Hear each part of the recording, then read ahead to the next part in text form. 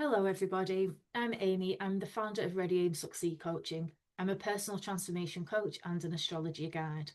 I've started to do some sessions on YouTube so that I've got some videos to go alongside the subjects that I talk about in my webinars. And I also have a podcast so that I can have explanations in visual ways to show people, for instance, how I might use a birth chart to help clients. I've done another webinar which is about the birth chart, the zodiac signs, and the astrology houses. So if astrology is quite new to you, you're a bit of a beginner, I would recommend watching that one first, as this one then goes into that next layer. And this session is talking about the planets, but how the planets can influence you throughout your life as a person.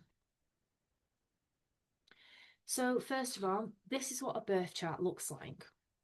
The birth chart is a snapshot of the sky at the moment you were born. Imagine this person's just been born and they're in the center here. They're lying on their back and they look up at the sky, and this assortment, this arrangement of the planets is what is above them. And a person takes a photo of this, and then they've got this map of their planets at the time of birth. This birth chart also shows we've got 12 astrology houses, which are different life areas, and we've got the 12 zodiac signs around the outside, both of which also have a big influence over a person's life. So, like I say, in my other session, go and look at the other video if this is brand new to you, and then you'll learn what the houses, what the zodiac signs are, and the influence they have. So this next layer on is the planets. And these planets, as you can see, are scattered throughout the birth chart. You've got some houses where there's no planets at all. That's not a problem. It just means that the only influence is the zodiac sign that's viewing this house almost, it's overlooking it. Moving down to this area, you can see there's a lot of activity. There's a lot of planets, there's a lot of these aspects here. So these are relationships between planets. So all this activity going on down here means this person's life is like to be busier and keep coming back to these house areas of 3, 4, and 5 with a lot of activity going on. So I'm going to use a pizza to explain the planets. The reason being is I tend to call the planets like your ingredients. They are what almost season your life. They are what influence you. So I thought this is a good way of explaining it to people. And I like using Canvas, so that's always good. So first of all, we've got a pizza base here and we've got our 12 houses again. So if I pop on that zodiac cycle, as you can see, it's the 12 astrology houses, and each house is a slice of pizza now. So this pizza is first of all made up of its base, of course, and the base represents the sun. Your sun sign is what you will find in magazines is also called a star sign, and that is your core factor. That's the core you. It's your motivating factor. So without the sun, we would not have the rest of this big picture building up. So you need to have the sun for the rest of the map, just like you need the base for the pizza. Next, we've got the moon, which is represented by the source. That's because imagine, so the moon is actually about emotions. Imagine if you've got a really nice tasty sauce and just the right amount, and it's going to be really enjoyable to eat the pizza, and it can be quite comforting, for instance. On the other hand, if it's loads of sauce, it's not as nice anymore. It's quite overwhelming. Just like if you've got too much emotions going on in a certain area of your life or in a certain situation going on, that becomes overwhelming. So imagine the sauce is like the emotional feeling of the whole pizza, whether it's comforting to eat, if it's overwhelming to eat, and it's how your emotional inner world flavors everything else that you experience. So if your moon is quite sort of say sensitive and prefers to feel secure, if you go into an environment which is quite chaotic, that could be overwhelming to you. Just like eating this pizza, if it was a lot of sauce on it and really spicy, that would be overwhelming and not as enjoyable. So next we have got a chili, which is to represent Mars. That's because Mars is a fiery planet. Mars is about passion, but also about anger. So each planet can almost have like a positive and negative, almost like a spectrum. So the positive side can be, yes, passionate, but on the other hand, it can lead to almost aggression, frustration, anger. So in this person's house, this astrology house number 5, their Mars is sitting here. So this means the way that they attend to this area of their life, or the influence over this area of their life, means they may be really passionate, but they could also get frustrated easily or even angry. Now, remember, as I go through these are influences.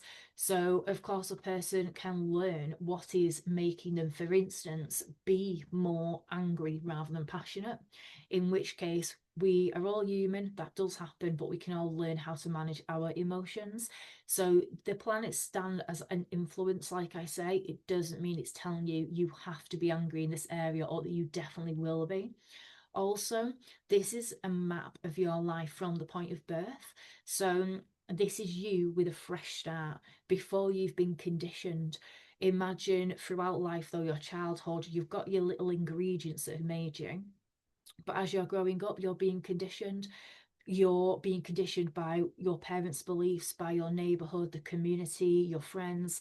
So even though you've got particular influences or interests, behaviors, emotional reactions that are deep inside of you, they can be changed due to the fact that either you might start going along with other people's beliefs, or you might stop being yourself quite as openly due to feeling insecure, for instance. So moving on. For Uranus, I've used banana. The reason is because Uranus is quite, it's unexpected situations that occur in your life. So it represents in this person's 4th astrology house that there can be unexpected or sudden experiences. Now, obviously, if you're eating a pizza and you found banana on it, I'd expect that you'd be quite surprised, unless if you put banana on pizza, who knows? But I would find it really surprising. It would definitely be unexpected. For me, it would be an unpleasant surprise. It would be just like, oh, who's done that? Why would you do that? That's disgusting. And obviously, I wouldn't eat that slice. And with that, these sudden surprises and experiences, you can like work through them. Of course, you can either just say, well, I'm not going to eat the rest of that piece of pizza, or it may be that you've just learned a lesson from it of, okay, this experience happened, it wasn't very nice, but I know just to not allow it to happen again. On the other hand, you might learn a lesson of, oh my gosh, I love banana on pizza, didn't expect it, but I love it, I'm going to start doing that in future. Then next we've got Chiron. Chiron, I'm using this piece of glass to represent Chiron. Chiron is called the wounded healer. Chiron is the area in your life where you have got this internal wound that is there to be healed. As you heal that wound, you will become stronger, and that gives you wisdom. So eventually, you could be using what was originally a wound as a way of helping other people. So the reason I've used glass, imagine, as much as it's horrible to sound, but imagine if you found glass on your pizza and it cuts you, you're going to heal from that wound. It'll take a bit of time, but you are going to heal. But it's going to have a lasting memory. It's going to have a lasting memory of, I am not going back to that takeaway again. Or it may be that every time you buy a pizza, you cut it up into small pieces, or you try and check what's underneath the layers, or you just don't eat pizza again. Again, it's where you learn. So it may be that you just absolutely stop either experiencing a certain thing in life, or you manage how you experience it so that you know you've got to enjoy it, and it's like that security around it. So like I say, it is there to be healed. Just like if you cut yourself, it will heal, but it can leave you tender. So if you hurt yourself and then that area of your body remains tender afterwards, and every time somebody pokes it, it hurts. Imagine that's what a chiron wound is like. It's like an emotional wound where something can come along and trigger it. So when it gets triggered, it's a little kind of almost a tester of, have you fully healed this wound? And if you've not, it's working on yourself some more to heal it. Next, we have got Mercury. And I've used basil leaves because when you say, if you find some herbs on a pizza, they don't structurally change the pizza, but they give it kind of new life. So Mercury is about communication. It's how you think and speak and make sense of what's happening around you. And in a way, that's what herbs would do, where they change that taste and they can give it that different overall influence. So it would be how you would experience the pizza. It'd be very different having them on it as opposed to not on it at all. Next, for Venus, I've used cheese because, so Venus is about love and softness and connection. And obviously, cheese is nice and gooey, it's soft, it also connects all of the toppings. So if this cheese was all over, everything would be connected. Cheese is quite comforting as well. So I've used that to represent Venus there. So next, wherever Jupiter is about expansion, it's optimistic, it's benefits. Um, so imagine Jupiter being a load of extra options that you can choose to have with or on top of your pizza. So imagine there's a menu and they say you can choose anything extra off this area here on the bottom right. That's like the Jupiter. It's the opportunities, it's the other options you can take, some of which you might want, other bits you don't want. Now, with Jupiter, it could make the meal absolutely amazing because you might have your favourite pizza and then go on to have some cake, and you absolutely love cake, for instance. And yeah, great. On the other hand, if you go too far, Jupiter could be almost overwhelming in the sense of if you ate the pizza and all the stuff on the bottom right, you're going to end up feeling overwhelmed in a sick kind of sense. So Jupiter is beneficial and it's opportunities, but it's also a case of you could overdo it. So like I said earlier with the planets where there's almost like a positive and a negative to them, you can have things really good, but then you can really overdo things. So where Jupiter is in the chart, it may be, for instance, that you enjoy going out partying, you enjoy drinking cocktails with your friends, and you normally go out and just have a few drinks, have a really nice night. But on the other hand, you can overdo that. You could go out and obviously drink to excess, and you're overdoing it where the next day you're hungover, you feel sick, and you kind of almost regret it because, in a way, it's almost spoiled the night. The next one. So for Pluto, imagine if this pizza crust itself was actually burnt. So when you pick up a slice and start eating, all the underneath of it is burnt and you hadn't realised. That would absolutely transform the whole taste. So with Pluto, whichever area it was going to be in, that basically means that it's transformed that house area and it's quite deep and intense. So Pluto, whichever house area it's in, it can be intense. It's about transformation, and like I say, quite a deep one. So if you had that in, let's say, your seventh house here is about partnerships. So it would mean you're going to be quite intense in partnerships where no doubt you prefer deep conversations rather than surface level conversations. And you want kind of deep connection rather than just a surface level bit of romance. You don't necessarily want to play around, you want a long lasting relationship. So next, I just want to show you as well what it is like if you've got a lot of planets in one sort of area of the chart. So as you saw on the actual birth chart, there was a lot of planets around the bottom of the birth chart and there were sections that were empty. So these empty sections without planets in, that's not a problem. It doesn't mean that nothing's going to go on at all. You still have the zodiac lens over each house, which has a little bit of an influence over it. It just isn't as active as the ones with these different planets in.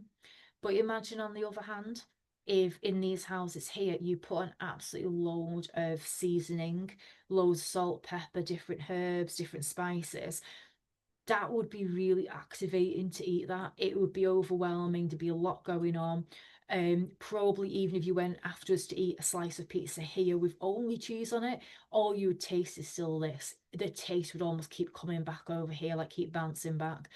And what I mean by that is if you have a lot of planets in an area of your chart, you're likely to find that throughout your life, those are quite important houses where a lot keeps going on. So throughout the ages, things might bob in your back to where there's more action going on again in these houses and more growing and learning to do. So then if you use Neptune, Neptune, imagine, is like lots of gooey cheese. The reason why I've used Neptune is because Neptune is about illusion. Neptune is also about creativity. It's quite, I would say, quite dreamy, big ideas. But on the other hand, it can also be a case of looking at things through rose-tinted glasses. So, like I say, it's illusion. So imagine if somebody gives you this pizza and it's absolutely covered in all of this gooey cheese. You originally you might think it looks really nice, you might think, oh wow, that's amazing, but then the harder you look, you realize what is underneath it. So that is, imagine if you're in a relationship and you've met a person and you're looking at them through rose tinted glasses and they keep showing you red flags, but you kind of keep ignoring them or justifying them. And actually, if you took off your rose tinted glasses and saw them for who they were, you would see that the reality is not meeting what your hopes and desires were. So, just like this pizza, the illusion is it's going to be really yummy, but actually, in reality, it's pretty rank in areas. Next, we have got Saturn. So Saturn is about boundaries. So at this point, Saturn has come along and basically set a boundary in place that I'm not eating any more of this pizza. So that is in the house where Saturn is.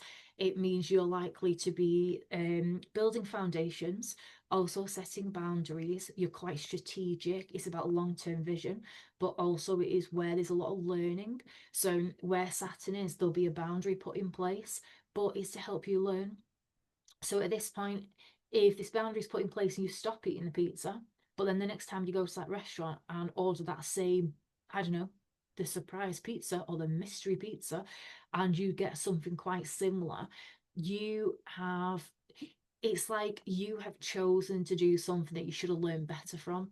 So at that point, it's like, yeah, you've got free will. You order that same pizza and you experience the same thing and learn again that it was absolutely horrible. And hopefully by the third time, you'll know not to order it again or take more control or set a boundary and say to the person, okay, I want the mystery special, but I don't want the glass on it, for instance.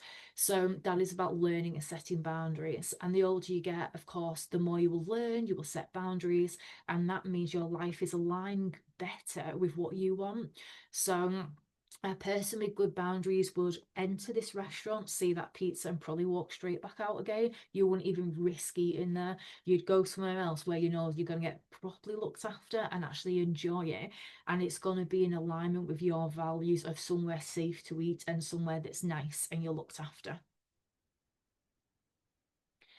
So I hope that was a fun way of helping you to understand how the planets can interact in your life, how they can influence you. Like I say, why I would sort of say that they're like ingredients. So this is back to how the birth chart looks. So imagine this is back to our pizza, and these are our 12 pizza slices. So the different astrology houses, and these are those planets. And now these planets are shown in little glyphs instead. So as I said before, there's more activity in this area and at the top here. And these are the parts where it just have, say, just your cheese and your sauce on this slice. So the reason I'm talking about a birth chart is because there is so much you can get out of it. Everybody's birth chart is unique because, of course, it's that snapshot at the time of you being born and the planets move. So there are inner planets that move faster, and then there's the outer planets that move more slowly. And both have an influence over your life. Depending on where your planets sit, in which house areas, depends on how you'll be influenced in the house area. And of course, the house areas, even though we all have the same house areas, we could have different zodiac signs sort of over the top of those, which are like a lens that we're looking through. And again, that's another reason why people are so different. So not only can a birth chart almost help you to understand yourself more because it's getting you to see what you've been made up of from birth and how your life has been influenced. It is a map, but imagine it's a map that you still have free will. So this birth chart, this map is suggesting that you're going to be influenced in a certain way in certain areas of your life, but you still have free will. You can still choose that you are going to set boundaries sooner, for instance. You're going to learn from experiences a lot sooner. So in that case, even know it's not set in stone, basically. So even if you looked at your birth chart, you know, you might sit there and think, well, that's Uranus in that area of my life. I've never had anything unexpected happen, which to me would be quite unexpected anyway. But it may be that what somebody else would find as unexpected or surprising or a bit overwhelming, maybe you don't for some reason. And that would be really interesting, actually. To be honest, now said that, if anybody's got Uranus in an area of your chart and things have happened that were unexpected but not particularly surprising or overwhelming and upsetting, please do tell me, like, let me know, because I'd love to know which life area it's in and what other planets you've got where, so I can understand. Is that because of, for instance, the lens you're looking through, and you've got a different way of perceiving it than other people might? So yeah, if that applies to you, please comment. um Getting back to the slide, so the planetary positions tell your story. The South Node tells you the past habits and the patterns that you're here to release. The North Node tells you your soul growth and your life purpose that you're moving towards. It also shows karmic themes, and these are patterns that keep repeating and challenging you. And then Chiron, so that's the wounded healer, so that piece of glass that I talked about. So I use birth charts to help women move from past to purpose. As I said earlier, I'm a personal transformation coach, and I use astrology guidance to help people have a deeper understanding of themselves. People can choose either just to have coaching, or they can have astrology alongside it. That's because it helps them to look more in depth at themselves, almost how they've been created. We can look at how they've been conditioned, where certain beliefs have come from, and how we can now release the old beliefs. And that could be something such as that South Node of releasing what is no longer necessary and right for them, to help them align with their true self and their true purpose. So if that's something of interest to you, please do watch my other session. Check out my podcast. All the links are going to be in the notes of this session. Visit my website. You can read all about my different astrology packages there, or even just drop me an email or give me a call. If you've got any questions, ask away. You can even book a free clarity call. In that case, you can learn more about different sessions, and you can tell me what it is you're specifically looking for help in, and I can let you know how I can help you with that. So if you do want to get in touch, I'd absolutely love to hear from you. So this is a brand new channel as well. If you would follow and share it, that'd be amazing, because the more people I can get looking at my work, the more people I can help. And I do have a podcast called She's Sweet But Psycho.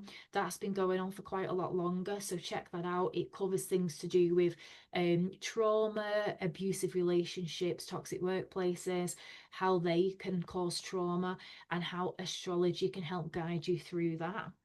So do check those out if they resonate as well. Thank you very much for watching, and I'll be back again soon. Bye.